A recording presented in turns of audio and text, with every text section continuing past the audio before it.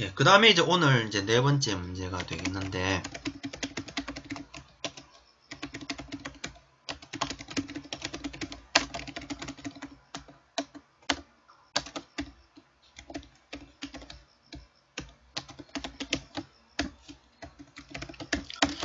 자, 산림정책 이론에 관한 문제가 되겠습니다.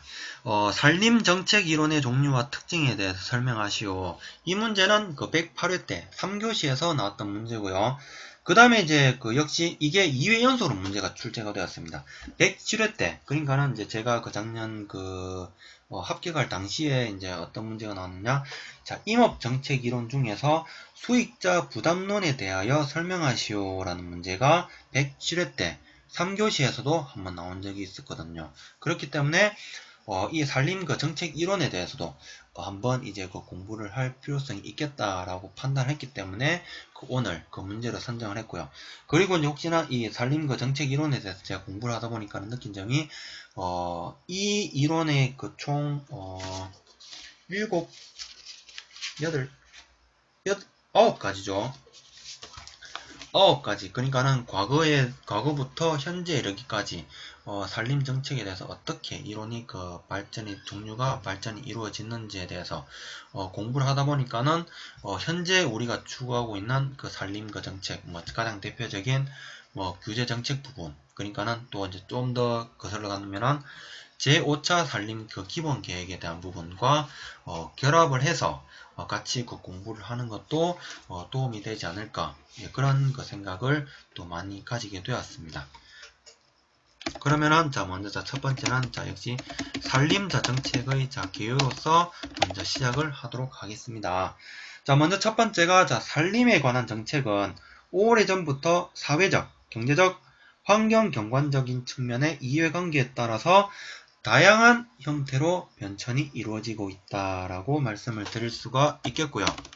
그리고 두 번째는 공공의 이익에서 사익에 이르기까지 정부의 적절한 개입을 필요로 한다라는 것. 이거는 산림정책의 기여에 대한 부분은 순전히 제 개인적인 생각을 여기다가 읊은 것이고요.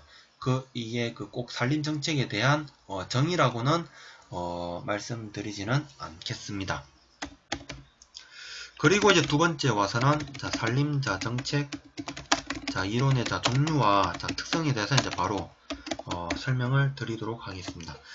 이게 총 9가지를 다 언급을 하다 보면은 굉장히 답안 내용이 길더라고요. 그렇기 때문에 중간에 불필요한 부분은 다 생략을 하고, 만약에 혹시나 이 앞번 문제처럼 수익자 부담론에 대해서 설명하시오라는 문제가 나왔더라면은 이제 두 번째 파트까지 설명 간략하게 해주고, 그러니까는 산림정책 이론에 대한 종류만 간략하게 9가지 언급을 해주고, 그 다음 세 번째 파트에서 수익자 부담론에 대해서 설명을 하고, 그 다음 네 번째에서 그럼 이러한 그 수익자 부담론과 관계한 대략적인 이제 현재 우리나라 정책적인 부분에 대해서 이제 같이 이제 복합적으로 이제 내가 생각하고 있는 부분들 설명을 해주고, 그 다음 이제 마지막 결론 부분에서 이제 마무리를 하는 방식으로 그렇게 이제 정리를 해주도록 할 건데, 이제 이 문제 같은 경우에는 아예 산림정책의 이론의 종류와 특성에 대해서 설명을 하시오라는 문제를 요구했기 때문에 첫 번째 산림자 공유론부터 하나하나 진행을 해보려고 합니다.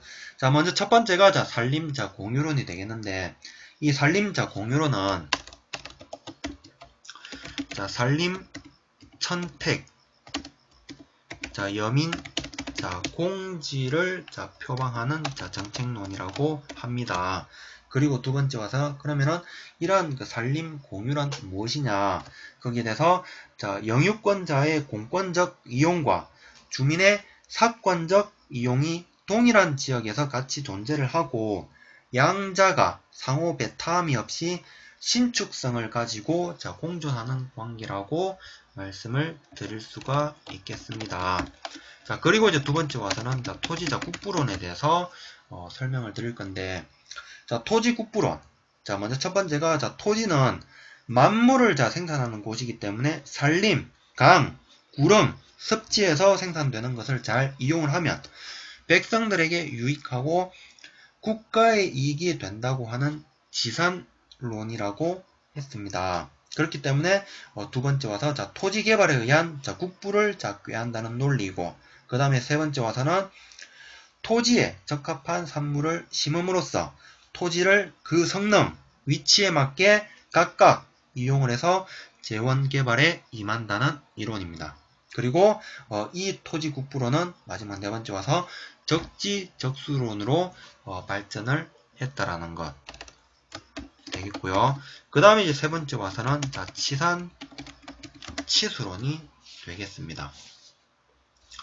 자, 치산치수론은 자, 먼저 자, 첫 번째 산을 다스리는 것은 나라의 근본이다라는 논리에서 비롯되었고요. 그 다음 두 번째 와서는 자, 산에 나무를 심는 것을 산림 황폐 방지책의 일환으로 실시를 했습니다.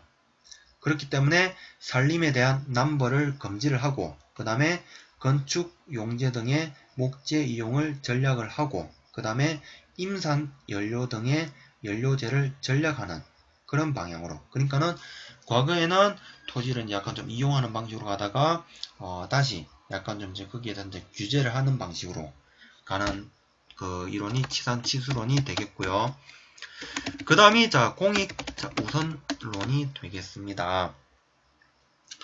자, 공익 우선론은 자, 먼저 첫 번째가 자, 모든 재산권은 자, 공공의 복리에 알맞도록 자, 행사해야 한다는 논리가 되겠고요. 그 다음에 자, 산림이 가지고 있는 간접적인 편익을 자, 국가 간섭을 통해서 자, 유지를 하고 확보를 한다라는 것. 근데 이 말은 개인의 이익을 침해하는 것은 아니고요. 오히려 사익과 공익을 함께 가져온다는 논리로서 주장을 펼치고 있습니다. 그리고 이러한 그 공익 우선론에 기반을 해서 보안림 제도가 도입이 되었다라는 것. 이게 공익 우선론에 대한 설명이 되겠고요. 그 다음 이제 다섯 번째가 예정조화론에 대한 부분이 되겠습니다. 자, 예정조화론은 적당하게 자, 목재 생산을 실시하는 것이 산림의 공익성을 달성하는 데 유리하고요.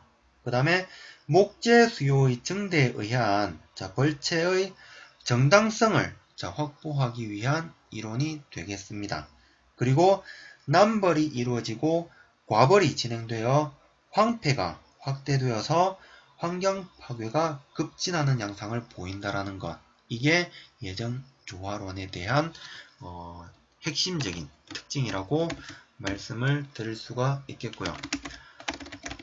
그 다음 여섯 번째가 산업적 임업론이 되겠습니다. 이 산업적 임업론은 먼저 첫 번째가 자본주의 경쟁체제에 맞게 산업으로서의 임업을 발전을 시켜야 한다는 논리가 되겠고요.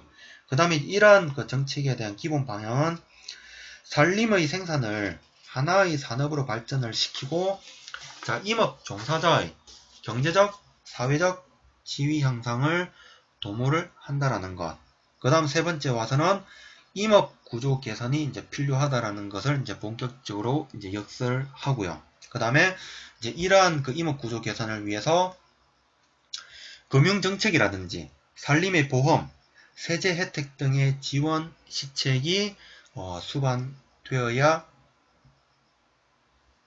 한다라는 것. 이게 그 산업적 임업론에 대한 부분이 되겠습니다. 그리고 이제 일곱 번째. 역시 이제 그 계속 예정조화론부터 산업적인 임업론이 이르기까지 계속 이제 산림이 이제 계속 이제 황폐가 이루어지다 보니까는 이제 여기에서 이제 약간 좀 적절한 정부의 이제 그 규제 개입이 이제 필요하다라고 그 생각을 했기 때문에 이제 그 다음 단계 난개발 규제론에 대해서 이제 언급을 해 보겠습니다. 자, 난개발 규제론은 자, 먼저 첫 번째 산지 전용 문제가 주요 정책 대상으로 부상을 하기 시작을 합니다. 그렇기 때문에 두 번째 와서는 산림 개발에 대한 규제책은 토지 이용에 대한 계획화 차원에서 지가 상승 억제 및 토지에 대한 투기 방지가 정책에 대한 목적으로 되기 시작을 하고요. 그렇기 때문에 산림 개발에 대한 이제 사회적인 이제 책임을 이제 통감을 하는 그런 단계라고 말씀을 드릴 수가 있겠습니다. 이러한 상황이 이제 발생을 함으로 인해 가지고 이제 세 번째 와서는 산지 전용 허가 제도가 자, 도입이 되었다라는 것. 이게 난개발 규제론에 대한 설명이 되겠습니다. 자, 그리고 이제 8번째가 107회 때 나왔던 문제. 자, 수익자 부담론에 대한 부분인데, 그럼 이러한 수익자 부담론에 대한 수익자 부담론이 무엇이냐? 자, 먼저 첫 번째 핵심 키워드가 플러스의 공공재. 자, 이 플러스의 공공재는 무엇이냐? 자, 첫 번째, 산림은 일단 한번 성립을 하고 나면은, 자, 주변 지역에 대해서 플러스의 환경재로서 기능을 발휘를 합니다. 그리고 두 번째, 자, 편익에 대해서는 동등한 양을 보장을 하고요. 그 다음 세 번째 와서는 산림의 환경재적인 역할과 편익이 존재를 합니다. 그리고 네 번째 와서는 자, 외부 경제의 그 발생 효과를 나타낸다라는 점. 이게 플러스의 공공재라고 말씀을 드릴 수가 있겠고요. 그리고 이제 두 번째 와서는 그러면 이러한 플러스의 공공재에 대해서 사회적인 수익에 따른 지불 부담을 이제 고려할 필요성이 있겠다라는 것을 이제 중점적으로 이제 생각을 하게 됩니다. 자, 어떤 내용이냐? 산림 환경 보전 기능을 향상시키기 위한 사회적인 비용 배분의 적정화와 사회적 공정의 입장에서의 이제 논의가 이제 필요한 단계가 이제 본격적으로 도입되고요. 그리고 이제 세 번째 파트 와서는 금방 제가 이제 하나 말씀을 드리려고 했었는데 이거는 그 다음 파트 제가 말씀드릴 거기 때문에 일단 수익자 부담론에 대해서 먼저 종합적으로 말씀을 드리도록 할게요. 자, 세 번째가 산림 자원을 그러면은 플러스의 공공재로서의 보전을 임업 정책의 기본 목표로서 해야 된다라는 것. 이것이 세 번째가 되겠고요. 그 다음 이제 네 번째가 이제 사례로서 이게 현실적인 이제 사례라고 하기에는 그냥 예비적인 그 사례라고 이제 말씀드릴 수가 있겠는데 상류 수원지대에 대한 산림의 조성, 정비 및 환경의 보전을 위해서 하류 지역의 도시 주민이 기금을 조성해서 지원을 한다라는 것. 이게 수익자 부담론에 대한 대표적인 사례가 되어야 되지 않을까라고 생각을 합니다. 그리고 이제 마지막에 와서는 지속가능 임업론이 되겠습니다. 자, 지속가능 임업론은 먼저 첫 번째,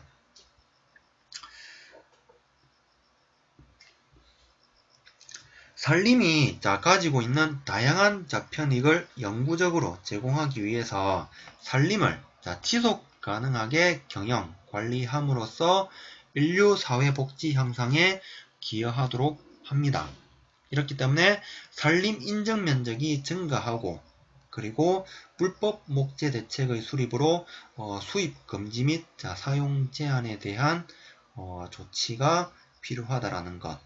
그리고 이제 두 번째 파트 와서는 정책에 대한 목표를 산림이 지닌 사회적, 경제적, 생태적, 문화적인 가치의 유지 정진을 목표로 합니다. 그리고 이제 세 번째 와서는 산림 문화론이 되겠는데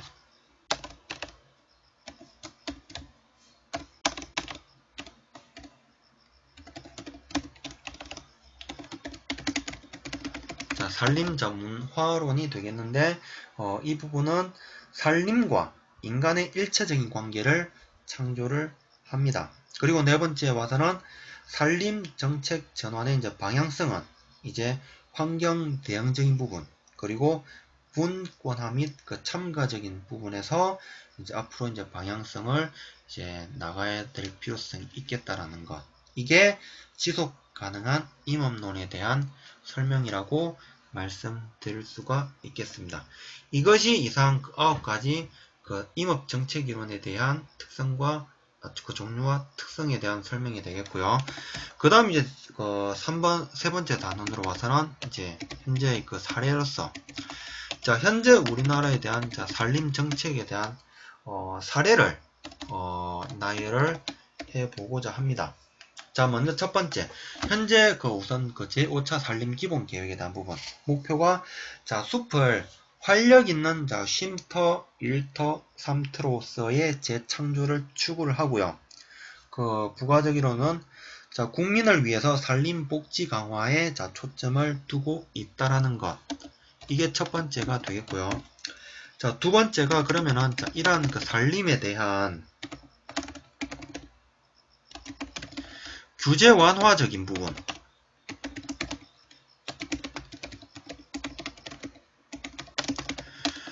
최근에 이제 박근혜 정부에 들어서가지고, 이제 내수 경제 활성화를 위해서 이제 각종 규제를 이제 완화하기 위해서, 이제 여러가지 다양한 경제 분야에서 진행을 하고, 또한 산림청에서도 이제 지속적으로 이제 건의를 이제 받음으로써, 이제 규제를 이제 완화할 부분은 완화해 나가는 방식으로 현재 진행을 해 나가고 있는 부분인데, 먼저 가장 대표적인 사례로는, 자, 먼저 첫 번째가, 자, 벌기령의, 자, 완화 부분입니다. 자, 벌기령은 과거에는 계속 규제 강화가 되었습니다. 그런데 이번에는 내수 경제 활성화 차원에서 49년 만에 벌기령 기준이 완화가 되었습니다. 이로 인해 가지고 연간 1150억 원 가량의 소득 증대 효과가 발생을 하고요. 그 다음에는 이로 인해 가지고 현재 과거 17%까지 이제 목재 자금률 올랐다가 현재 16%대로 하락을 했는데, 이러한 국산 목재 자금률을 제고하고, 그 다음에 이를 통해서 원활한 원자재의 공급을, 자, 기대할 수 있다라는 것. 이것이 첫 번째, 자, 벌기령의 완화 부분에 대한 설명이 되겠고요. 그 다음에 이제 두 번째가, 자, 유아수업자 체험원에 대한 부분이 되겠습니다. 자, 유아수업 체험원의, 자, 등록 기준 완화. 대략적으로 어떤 내용으로 완화가 되었느냐라고 간략하게 먼저 설명을 드리자면은, 먼저 규모, 자, 1만 자 제곱미터 이상인 경우에 가능하도록 하고요. 과거에 아마 2만 제곱미터였을 겁니다. 그리고 차량이 접근할 수 있는 거리는 과거 300m에서 1km 이내로 완화가 되었고요. 그 다음에 유아숲 체험원의 이제 경계로부터 100m 이내 새로운 시설을 만들지 못하도록 막는 규정이 있었는데, 이것도 없앴습니다. 그렇기 때문에 이를 통해서 이제 기대되는 효과는, 먼저 첫 번째가 민간단체나 개인이 이제 유아숲 체험원을 운영할 수 있는 발판이 마련이 되었고요. 그 다음 두 번째가 산림을 활용한, 자, 경제의 활성화와 일자리 늘리기에, 자, 기여한다라는 것을 기대할 수 있다라는 것. 이게 유아숲 체험원에 대한 등록 기준 완화 부분에 대한 특징이 되겠고요. 그 다음 세 번째 와서는,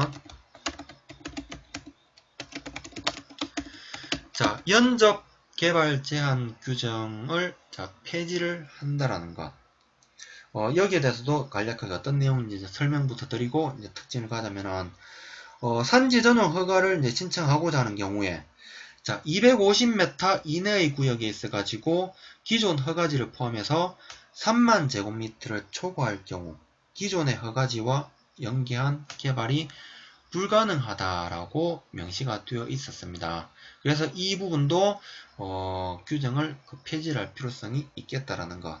이를 통해서 이제 기대되는 효과는, 먼저 첫 번째, 자, 기업의 산업 입지 제한으로 작용을 하였던 것. 그 다음에 두 번째로는, 자, 임산물 재배단지의, 자, 규모화가 어려웠습니다. 그리고 이제 임업인의 산림 경영 활성화에, 자, 애로사항이 있었다라는 점. 이 부분이 깔끔하게라고 표현을 좀 그렇게 드릴게요. 깔끔하게 이런 문제를 해소할 수 있을 것이라고 기대가 된다라는 것, 예, 말씀을 드릴 수가 있겠고요. 그 다음에 이제 네 번째가, 자, 보전산지에 대한 편입 기준에 대한 완화 부분. 그러니까는 과거에는 뭐 임상이 좋든 좋지 않든 간에 무조건 그 보전산지에 대한 면적 비율을 해당 시군 구의 그 면적 비율을 초과하면 안 된다라는 그런 규정이 있었습니다. 그런데 이 부분에 대해서도 이제는 자, 임상이 좋지 않은 산림이 포함될 경우에는 편입 비율에 대한 제한을 받지 않도록 한다라는 것. 이게 그 내용이 되겠고요. 자, 그 다음 이제 다섯 번째 와서는 자, 임산물을 이제 재배하고자 하는 경우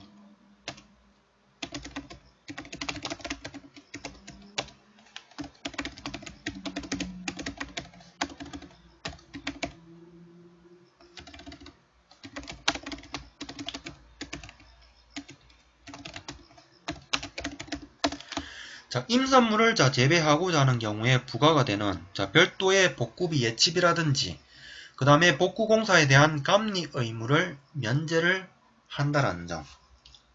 이런 그 내용으로 인해 가지고 기대되는 효과는 먼저 첫 번째가 임업 경영 활동의 투자 비용을 절감을 할 수가 있습니다. 그리고 두 번째가 임산물 재배 면적 1만 제곱미터당 평균 5천만 원의 경제적인 부담 완화 효과를 기대할 수 있겠다라는 것이 되겠고요.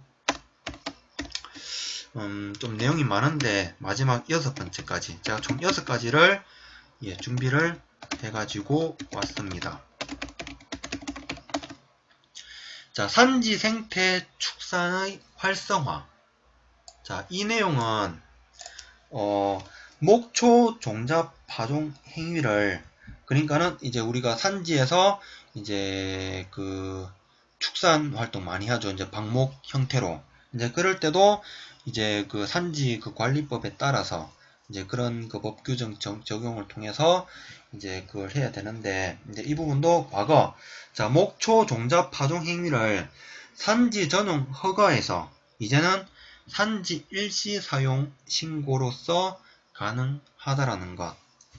예, 이것이 제가 그 준비를 한 현재 그 우리나라의 산림 정책에 대한 그 사례로서 그 설명을 드릴 수가 있겠고요. 그 다음 이제 마지막 이제 결론 파트에 와서는 자, 이러한 자, 첫 번째 산림 정책을 수립을 함에 있어 가지고 사회적인 요구나 경제적인 측면뿐만 아니라 환경 경관적인 측면도 이제 고려를 해야 됩니다. 왜 그러냐 하니까는 자, 두 번째 와서는 이용을 한 산림 및 자, 생태계는 다시 자, 복원 또는 복구하고자 하는 경우에는 우리가 생각하지 못했던 그 이상의 막대한 사회적인 비용이 발생을 한다라는 것. 그렇기 때문에 산림을 산지에 대한 그 규제를 완화하는 부분에 있어 가지고는 충분히 이 부분을 고려를 하고 정책을 결정할 필요성이 있겠다라는 것을 절실하게 느낍니다. 가장 대표적인 사례는 산림은 아닌데 통우파트에 와서 그 4대강 사업을 통해 가지고 최근에 그 말이 많죠. 그 녹조 이게 과연 생태계를 원한 것인지 경제를 원한 것인지 아니면은 뭐 둘 다 뭐 원한 것인지 이게 전혀 방향성을 못 잡을 정도의 그런 정책적인 그 사업 실행 부분이 되겠던데 물론 제가 이게 이제 정치적인 성향은 이런 거 공개적인 석상에서 말씀을 드릴 수가 없겠고 하여튼 그런 그 사례로 봤을 때는 이제 앞으로 산지 그 규제를 뭐 완화를 하든 강화를 함에 있어 가지고도 경제적이고 사회적인 부분도 물론 그 고려할 필요성이 있겠지만서도 우리 산림 그 기술사가 이제 되기 위해서는 산림 그 기술자로서 충분히 환경 그 생태적인 부분도 같이 종합적으로 고려를 해서 정책을 수립을 하고 결정을 하고 실행을 할 필요성이 있겠다라고 생각을 합니다. 예, 이게 이상 제가 준비해온 그 네 번째 문제에 대한 답안 전개라고 말씀을 드릴 수가 있겠습니다.